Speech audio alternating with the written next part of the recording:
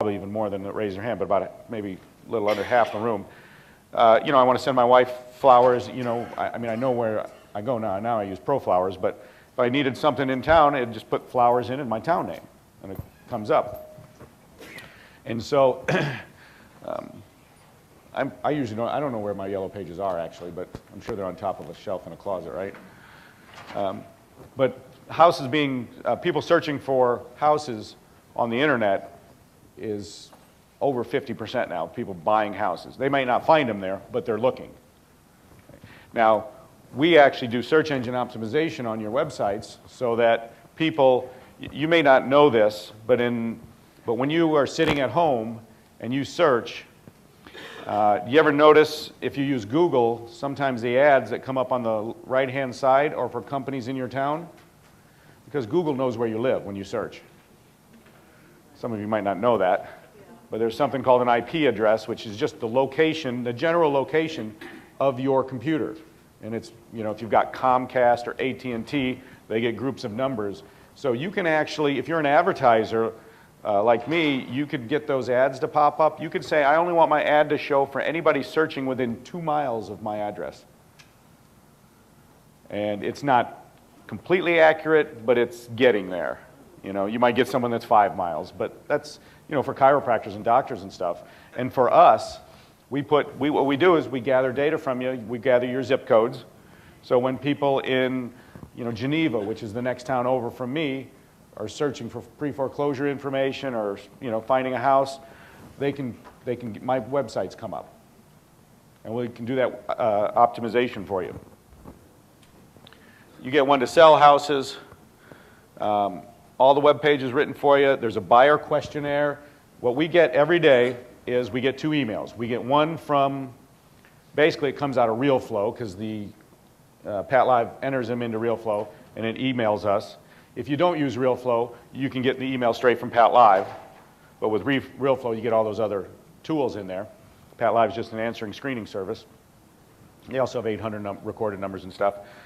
And we get emails from our website where people went straight to the website because you may have seen in some of the postcards and stuff, we'll put our 800 number and do a recorded message. Sometimes we don't. We showed yours, right? Did you have, which ones? I showed somebody's, right? Without the website. Would you put the website on there too? Yeah, you put the website on there too. And then you get one actually that explains, make good, secure returns on investments. And you can edit all these. You can put out whatever you want. You can change these. My technical staff is second to none. They've been with me for just about 8 years now. So, you know, mine says 10% on there and you want to do 11%, you just change it for a first mortgage. And it explains private funding. This could help you talking to people. Just say, well, here, you know what? My website explains it better than I do. The websites are hosted for free. You're also provided free support in case your site goes down or you need help building it or changing it or whatever. And then every week we do calls that you can be on for guidance, and student trainings. I've got a course that's coming out. We're working on. It's a fast profit real estate strategies, and it's just a small course that really what I'm using is to get people into rooms like this or just gather customers for my training business. So you've got somebody, you know, maybe a cousin, a family member, or somebody you might want to see if they want into the business, want to partner with you, but you can't explain it quite right. You could sell them a course. And it's going to be sell for, I think, around $68 or $78. You can sell it for whatever you want. I think we've got them, the wholesale price down enough where you'd get them from me for like 20 bucks. And so, you know, I mean, if you kept a few of them in your back seat or trunk, you could probably sell 3 of them a month and pay for your membership, which you'll find out in a minute. It's $199 per month outside of this room. That includes all the technical support and hosting of your websites. But here it's just $99 per month, and that's locked in forever. If you want to pay it for a year in advance, you actually get 2 months free and save. You'll be set up, should be set up by Tuesday as long as the writing on your form is legible. If you prepay for a year, I send you an iPod with, an iPod Nano. I used to load all my audio, but what we'll do is we'll send you one without the audio, without my audios on it, and a link to the page that has it all. Then you can decide whether you want to put it on there or not. Okay? So that's the network that we've been talking about. I don't even think I mentioned, but that includes the paper newsletter that Joe brought with, and we'll send you the last 3 issues also. We need to write that down. We'll send you the last 3 issues with the CDs on direct marketing, private lending, and whatever the third one is that I can't remember right now. All right. Pardon? You come up with your own name for the websites. My technical staff will help you. The forms, when you log into the network, there's a button that says activate your sites, and then it walks you through it. If you can't come up with something, you just open a support ticket. They know what, they'll give you some suggestions without even asking you any questions, because we've got your information as to where you live. They might say, are you going to invest in X, in Encinitas? And you might say yes, and then they'll suggest some names. You might say, no, I'm going to invest here, or I'm not sure, and they'll suggest them. Don't get caught up in the name of your website. Well, I've got people that have been in the network now for a year. They haven't set their websites up yet. A couple of them purely because they're not sure what they want their names to be. You know, it could be I buy houses, somewhere in this land.com. It doesn't matter. It could be ABC, Tim's Investments. See, you're not really going to, more than likely, you're not going to get to the point of, I want to go to Coca-Cola's site. Their site's probably Coca-Cola.com. Anybody that goes to your site's probably going to have to be reading it. And even if you did, maybe if you got to the status of doing radio, which isn't real effective for this business, then you'd want a little jingle, which is the most effective radio commercial, by the way, is some kind of jingle. So it's mixed with music and it helps them remember. And then you'd want a name that somebody could remember. Really, the only criteria I have for website names is if I were to call somebody up and leave it on their voicemail, they'd be able to understand it. Okay? I mean, then I know it's at least clear and they'll probably be able to type it. But usually they're going to get a letter or a postcard and they'll see it in there. All right? And they'll save that. They'll go and they'll type it in. Okay? So don't get caught up with it. Yeah. This database will allow you to, it'll tell you when to send out another line of a bunch of messages or Yes. postcards to people. Yes. Tim's asking me for real flow, like, is it time to send out more postcards or? What about the people who responded, the people who didn't? Categorizes those? Well, you categorize those. The question is, in real flow, will it categorize who did this or what? When they get put in there, it doesn't really know whether you called them or not. So once you call them, you can change their statuses. We have active, inactive. We've got a couple other statuses in there too. So, you've got to, it's like it's what's called a CRM, a customer relationship management product. Okay.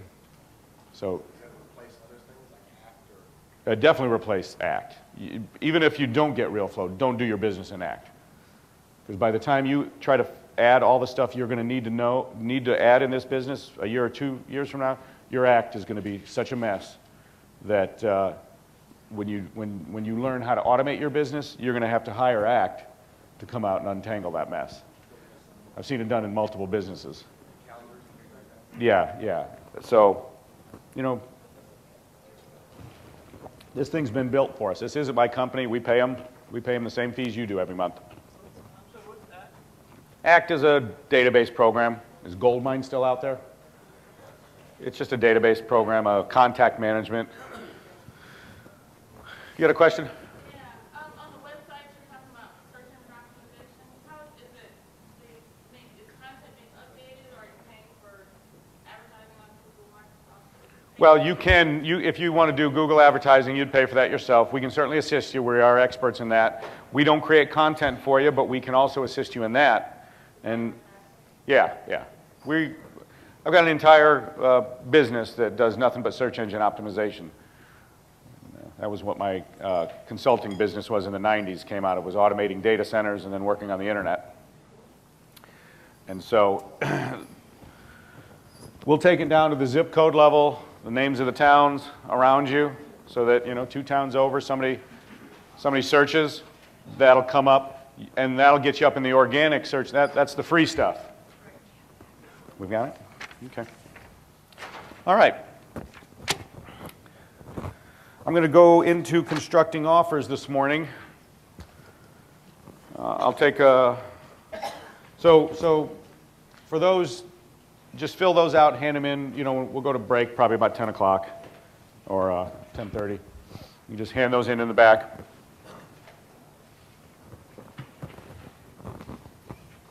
All right, constructing offers.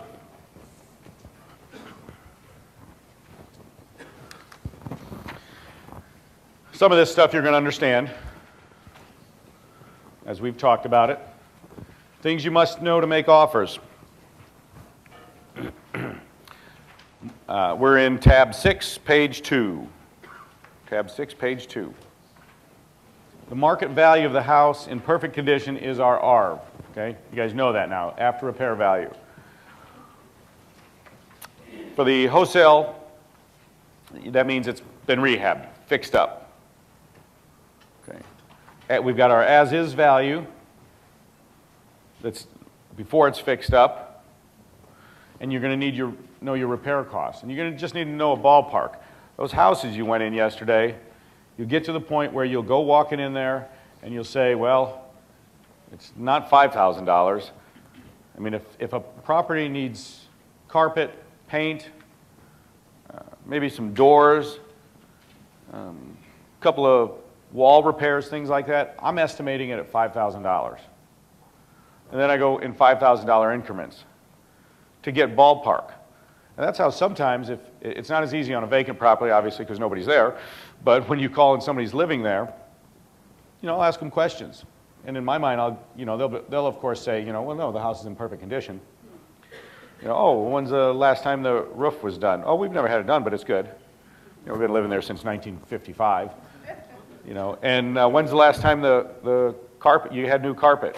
Oh, about 10, 12 years ago, but it looks fine. They don't notice the wear and tear on things because they've been there the whole time. It's gradually been wearing down. So, ask some questions like that. I usually we'll get to, okay, that's going to need $5,000. And you'll see in a few minutes when we do some formulas and some calculations in constructing our offers that being in the ballpark is fine.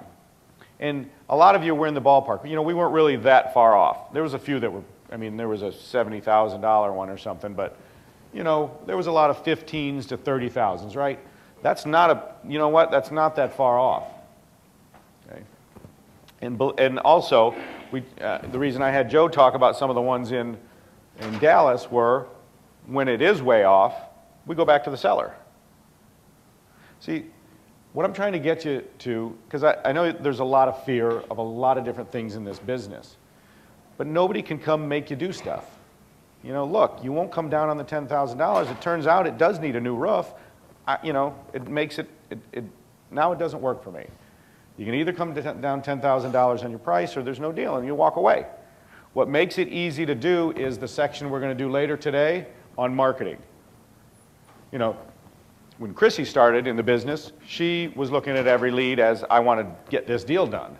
And so I think she got frustrated with me at times because I'd look at it and be like, whatever, you tell them this and that. She'd be like, but if we go do this to it, I'm like, well, okay, just go tell them something, and if they're good, they're good. Because you know what? I got a whole stack of leads after them.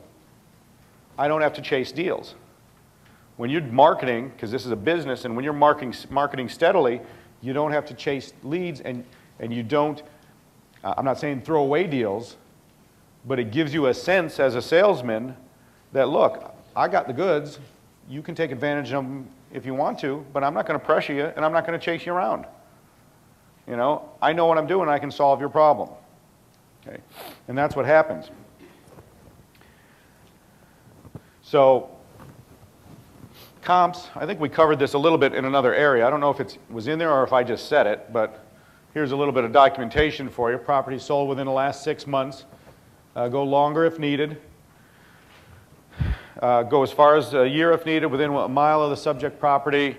And if you can't, closer the better. If you can't find it, here's some guidelines I got from my appraiser, plus or minus.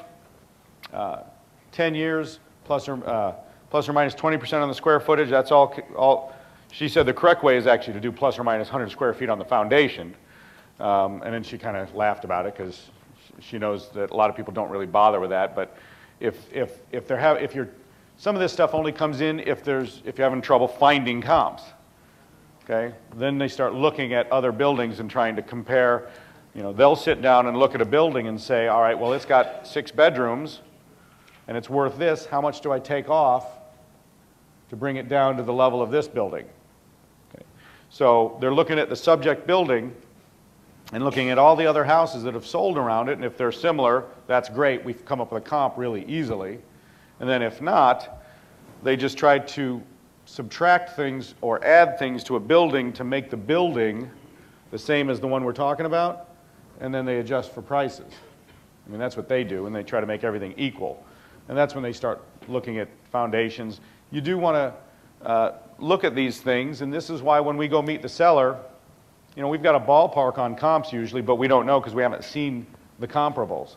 When we go to see a seller, Chrissy MapQuests the comps, and actually PropStream prints them off for you. But if you're not using PropStream and you've got comps from another place like realquest.com is one of the online services we used to use. It's REALQUEST. You can get comps for as little as like $5, I think, for a report. And then you can pay them per month. I think it's expensive, but in the scheme of your business, it's not. And I think they let you pay per county. I don't remember exactly what it is anymore because we use PropStream. And then you can do an unlimited amount of reports if you pay them monthly. But you can always try them out for like $2 or $5 for one report. So that's realquest.com, and I think dataquick.com was another one we used, but I think RealQuest might have bought them. I'm not sure. So we take a map with us, so we actually, if we're getting there early, we drive and look at the comps before we go in to see the seller. I mean, we had a lady, we had got there a few minutes early, we drove the comps, and she wanted $120,000 for this shack, and you know, and it was a dump. I mean, it was, you know, it was lucky it was standing. And the houses down the street that were in perfect condition were even a little bit nicer, but same bedrooms and baths and fairly similar. We're going for like $80,000. And you know, we gave her the addresses, and you know, she wouldn't budge, and so we left, and she never called back. But we knew that there was no way we could do that number because we drove the comps on the way up to the house. Now sometimes if we're getting there on time, we don't have time, we'll drive them on the way out. But it's always remember, if you're going to go see a seller, you know, it's kind of like, you know, when I leave the house and I don't have a CD to listen to, you know, whether it's music or instructional, it bugs me. When I'm going to see a seller, if I don't have comps to drive, that bugs me. So you're going to go there anyway. Make sure you're going to see comps while you're there. And you're just driving by. If you get a chance, if it's in an area of town that has alleys, drive down the alley too and look at the back of the house. So I'm going to try to figure out what a comparable property is in excellent condition. That's our ARV. Some miscellaneous stuff. If you are in a rural area, you might look for the same school district or town, and you only need one good comp. Okay. If you get 2, that's better. 3 is too many. You just don't need 3. I mean, if you've got 2 similar properties that is sold, you're fine. That's what the property's worth. That's the ballpark. One thing you got to watch out for these days is you might have 2 similar properties and you see one sold for $100,000 and one sold for $60,000. What do you think the $60,000 one probably was? It was a foreclosure. Very common in our comps these days. Why not order an appraisal? Well, if you're like me, you know, you'd be doing 20 appraisals a week times $300. You know, I mean, that eats into your profit a little bit. You can get from the MLS if you're licensed. If you have a friendly real estate agent, you might be able to get it if you're not licensed. We've had access to the MLS at times ourselves. In some areas, you can go to the board, and they have like an associate membership. They don't have that here in Illinois. Some parts of the country, you can buy, excuse me, you can buy access to the MLS where you can just go in and look at things. So you want to look up the the National Realtors Association office in your local area. Ask them if they have any kind of non-agent access to the MLS.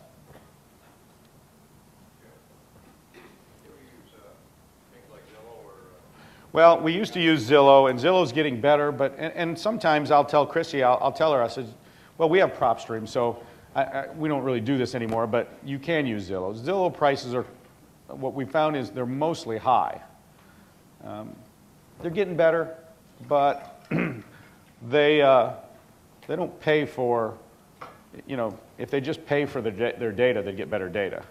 But they use a lot of free resources because, How much high are they on now? I don't know, because we stopped using them years ago. I couldn't tell you. I know we would look at prices and then we would get comps from the MLS and they were nowhere near. So we'll look sometimes to get, you know, oh, this is a $100,000, $150,000 neighborhood. Okay? And you can do that, and you can go to Yahoo, the Yahoo real estate section. Those are two sites we use, but we haven't used either of those for our business to rely on in at least 5 years. But you can get ballparks. You know, you might not even know whether it's a high-end or a low-end or a middle-income neighborhood. You certainly can figure that out usually from looking at Zillow. For those of you that don't know, that's ZILLOW.com. You go out there, put an address in, and it gives you the price of it and the surrounding properties. And I wouldn't rely on it for your calculations, though. Calling on other signs in the area, drive up to a seller's. We are always writing down agent numbers on signs, and we call them up because it's real easy. You don't have MLS access, we'll call the agent. They'll tell you what it's added in the MLS for. It's the easiest way to get information. Sometimes we'll ask them, it depends on what we're trying to do with the property, is, you know, well, will the owner consider renting? And oftentimes it's no. Once in a while it's yes, and we can find out what they're asking for rent. Okay. If it's a for sale by owner, we call up the for sale by owner ads. The seller, we ask them, you know, when we ask the seller, we ask them also, well, how'd you arrive at that?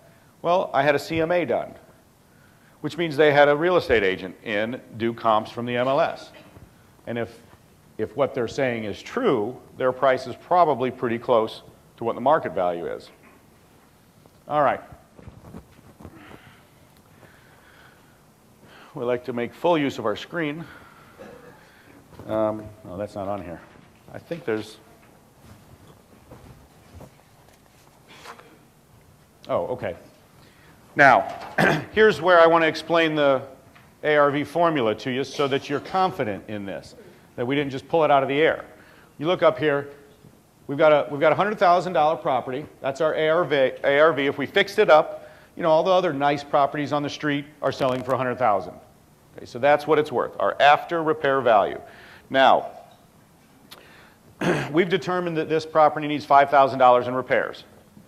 So we've got that there. Minus purchase costs. Okay, this is 1%. It's anything from a down payment or marketing money to any types of fees at closing. There's purchase costs involved. These are all costs that different formula, but would have been absorbed into Debbie and Susan's spreadsheet too. Holding cost. Any payments you might have to make up could be added here also. We average them out at 3%. Sales costs. We add at 3% if there's no realtor involved. We change it to 6% if there is. But for this formula, we assume, because we sell most of our properties without a realtor. But there are going to be fees. See, a lot of times, we look at a property and, well, it's $100,000. I can get it for $80,000. That's $20,000 off. Well, we don't take into account all these things. You know, there's costs in this business. If there were no costs in this business, it'd be even better. We put a minimum profit in here of 20%. So for this one, it's $20,000. And we've got a fudge factor of 3 to 5%. Here I've got 3%. That's $3,000. I don't have a percentage here because you can't really do a percentage for repairs because it's different on every property. I can't tell you that your properties are going to have an average of 5% repairs. So that's why you come up with enough. So if you add all this up, it's equal to what? 30%. So when we take my 100,000, remember earlier I had you multiplying it by 70%? Minus repairs. And that's how we do this. So that's why I kept telling you, look, we're subtracting repairs. I got a fudge factor in here. I already got a profit in here, a minimum profit. That's why I said if you're off, you've got it factored into your formula. That should give you some comfort. Okay. Height? Oh, I'm sorry, fudge factor is error. It's a room for error. I'm allowing for 3% error. So it's really actually I'm allowing for another 3% profit. That wasn't quick enough. You got to be quick when or just don't say quick question. No, go ahead. Yeah, I'm still a little confused about the ARV. You said it's after the care value. Yeah. We still have the care cost. Shouldn't that be included in the after the care? No, no, no. This just simply, when it gets fixed up, it's going to be worth $100,000. So what about the repairs? What do you need to repair if it's already fixed up? What we're doing is we're constructing an offer here. It's not already fixed up. We haven't touched it. We're looking at a piece of property and trying to figure out what we want to offer. And we know that it can be worth $100,000. So, what do I offer? Well, from that $100,000, once it's all fixed up, to get down to my offer, what I'm going to offer the seller, I've got to subtract all my expenses, subtract my profit, and I also have to subtract the amount of money I'm going to have to put into it to get it to that high. Because the repairs are an expense, right? So if I'm starting out at $100,000, which it can be worth, I got to subtract repair costs, and I got to subtract holdings, sales, and everything, profit, and everything else. It brings me down to 70%, and in this case, 5,000 repairs brings me down to $65,000. So I can't offer any more than $65,000, or I'm going to lose money. I think we're trying to find the Mayo here, not the ARV. That's the difference. Yeah, this is the ARV right here. We are finding the Mayo. We're finding the maximum allowable offer. So we've got to have a starting point to subtract all our costs from. Repairs are one of our costs, right? So, well, hold on. We'll get there on the next. I want to make sure. What is it, Latif? Yeah, that's it. The other thing that is throwing me off is when you say after the care value. I thought it's after you repair it. Well, it is, but it's still going to cost us to repair it. For me to get it to $100,000, what are all my expenses? $5,000 in repairs, subtract that. Let's say the only thing expense was repairs. Well, if that's all I was going to take into account, and I offered you $95,000, and it cost me $5,000 in repairs, I'd be paying you full price, $100,000. But I don't want to do that because I have all these other costs. Okay? So if you don't have a question specifically about this slide, then hold on because there's more slides explaining it. Right here. I've got a really slow, long question. Everybody's a comedian. You've been hanging out with Joe, haven't you? You giving him lessons? Joe's juggling last night in the lobby, and you got your delivery. You got to have better timing on your delivery. All right, go ahead. I've got, what would be an example of a selling cost if I'm not using a realtor? Is that 5%? Or that 3%? Well, you got, I mean, just for one, you got advertising. That wouldn't be in the slide deck? That would not be in It is another fudge factor, basically. purchase cost? Advertising? I don't have an advertising cost up here. No, but I think you're saying, an example, my question wasn't. Well, if I'm going to close also on selling, I'm going to have some advertising. I'm going to have some closing costs for selling also. You know, you might have document recording fees. It all depends on how you sell it. It is a bit of a fudge factor, but all these are categories of costs. I might end up with a sales cost of 1%. Because I do go to closing and there's some, I absorb some of the closing costs of the seller. But that's when I'm selling. Okay, so those could be selling costs. Okay. The point here is, a lot of times all of this gets ignored, and they even get ignored when you're selling your house.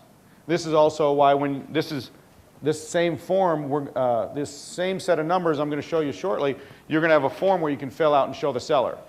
Chrissy's got Post-it with those, all these same categories right on her desk and goes through these numbers with the seller sometimes. Because they're like, well, I want 100, it's worth $100,000. Why should I sell it to you for $65,000? I'll get more than that if I sell it. Well, how much do you actually think you're going to get? And you go through all these costs with them. They don't, and they would get more than 65, of course, but they don't realize that they're going to end up with an agent, 6%. There are going to be selling costs. There are going to be holding costs. And next thing you know, you can point out to them, well, look, you're only going to end up with $75,000 anyway, after all your costs, or $80,000 or whatever. And again, if you're getting resistance here, we're dealing with what? Non-motivated seller. Okay? You got to remember, and I'm sure I'll mention at least one more time today, when I pull the 20% of you guys out here that have problems, all this stuff, you don't get the resistance that many of you are worried about, with the sellers. You don't get it, And when you do, it's just a simple explanation to them and move on, because they're talking to someone that wants to buy their property and solve their problem. Okay? So anyway, that wasn't an answer to your question, that part, but yeah, that was free. Yeah. On your slide, it shows a maximum allowed wall for $35,000. Should that be $65,000? Hold on. The result is Mayo, your minimum. Yeah, we're subtracting 35. It should be actually here. Well, yeah, I guess it could be there. I really wanted to show how much we were subtracting here. And if it's a barrier you should not cross without knowing you're giving up profits. Thanks. I'll consider whether I should change that or not, because I got it on the next slide, the formula. Yeah, the label maybe could be different. Thanks. So it's a barrier you should not cross. Now you know when you're making that offer, that kind of number, if you're going to come above that, you're giving something up. If I don't have, if I don't need my fudge factor, if I don't use all those in sales costs, if I say, all right, 15% profit's okay, just know that, if your price comes up but some of these other things go down, you're still okay. But if these costs don't go down and you're giving a higher price, you're giving up some of your profit. So we try not to go any higher than that for all cash offers. And that is an all cash offer. It's not necessarily for pretty houses or subject tos. Buying pretty houses or buying homes subject to and getting the deed, or a contract for deed or lease options, the real defining thing there is cash flow. Can I get this house and get someone in there paying enough to cover the debt? Because then I've got a free house. And maybe I didn't get anything down. Maybe I only got $2,000 option money down. And we've got one we did, I think this year. I was a little upset because I paid an agent, and he told him it was 3% down. It was a $300,000 home. And so we did get the $9,000, but 3%'s a little bit low. I mean, that's the lowest we'll get, and I would have offered that had he consulted me and I talked to the buyers, and I'll go down to 3%. If you go much lower than that, you're just renting. And they don't take care of the property. Nothing wrong with rentals. I mean, Debbie and Susan, they're in a rental market, but the neighborhoods, most of the neighborhoods I'm buying up here are not rental markets. So I'm selling. And so, we got 3%. And then the lease payment I get pays the mortgage on there that I have. Okay, so that's not a formula for nice houses or subject to or lease options. It's all about cash flow. And if I don't, so I only got $9,000. Well, $9,000 is pretty cool. Some of you are like, yeah, I would take $9,000. And it did go in my pocket. I mean, there were some things, expenses I had getting it ready. And the cash flow is about $400 a month on that property, I think, $300 to $400. And so I picked up that one, and it's just $400 a month now coming in. Had I not got even the $9,000, that was a free house. So that's portfolio, that's empire building, right? Okay, so that's what's important for pretty houses, buying subject to lease options. Hey, nothing wrong with getting as much option money as you can and getting as much cash flow as you can. But if you can get a free house to go over here into the portfolio, you know, for later wealth, you know, that's okay. Because what you've got now is, if you bought it subject to, there's already a loan in place, right? So somebody gave you financing to buy this house that you now own.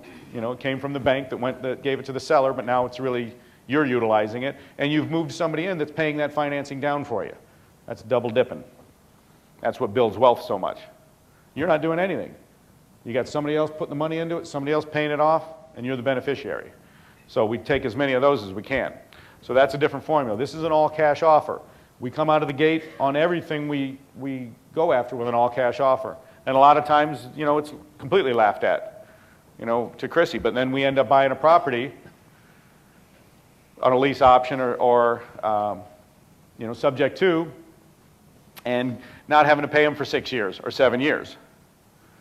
But we always got with the all-cash offer because, you know, if I can get a $400,000 house for, you know, $280,000, I'll take it.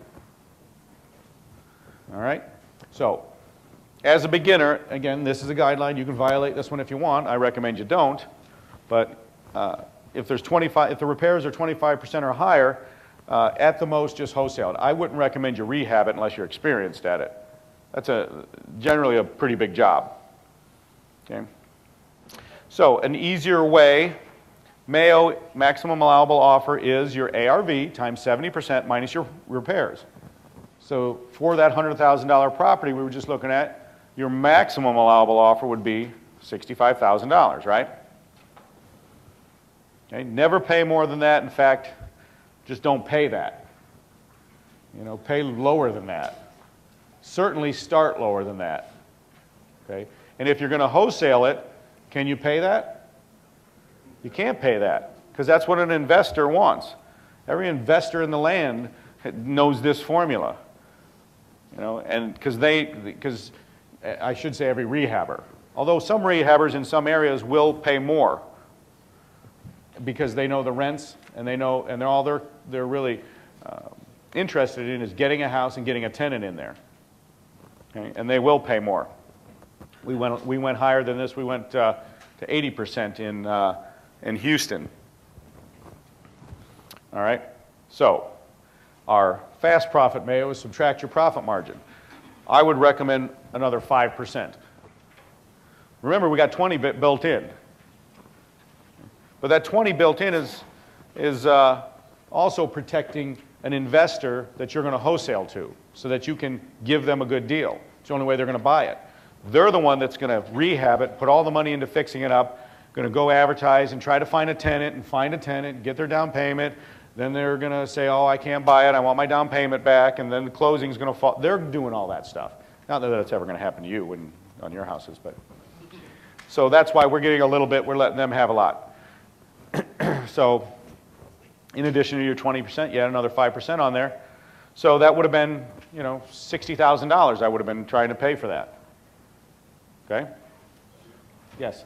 When you go to the hard money method, you guys, break down or break down.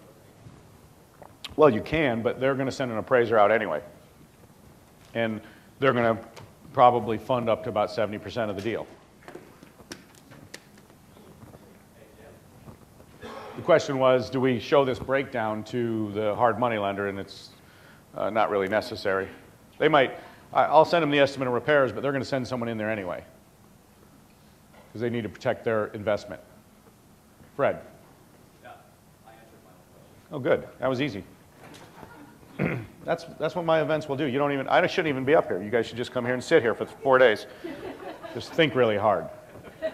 And then just really pop in. I just try to facilitate and make it go faster. And some of you, it would take more than 4 days. Give me a second. All right, you got a question over here? So the criteria for that situation is that the motivated seller and on a house that needs repairs, serious repairs, that's when you come in with the 65,000 or less offer. Well, not necessarily. What it is, the criteria there is I'm making an all-cash offer. So, you know, even if it is a pretty home, but I'm not doing a subject to, or I'm not doing a lease option yet, but I'll make them an all-cash offer. That's the criteria. That's just my all-cash offer, period. You know, when someone in a really nice neighborhood, they've got a $300,000 home, and I think it might need $5,000 in repairs, and I come in and, you know, offer them $205,000, they're, well, wait a minute, my house is worth $300,000. Well, I mean, for me to give you cash right now, I mean, that's all I can do because I have some risk and some holding costs and et cetera, et cetera, et cetera. For you to just walk away, I can give you $205,000. Is that right? 70% minus repairs? 5,000 repairs? So when they say no, then I start looking at subject to and lease options for that property. Okay? Now when we go into the junkers and I'm wholesaling it, that's the same formula you use there. It's an all-cash offer formula. Okay? Typically used with our uglier houses. Because the prettier houses, a lot of times, unless they're in a lot of trouble, they won't take an all-cash offer. They want a little more.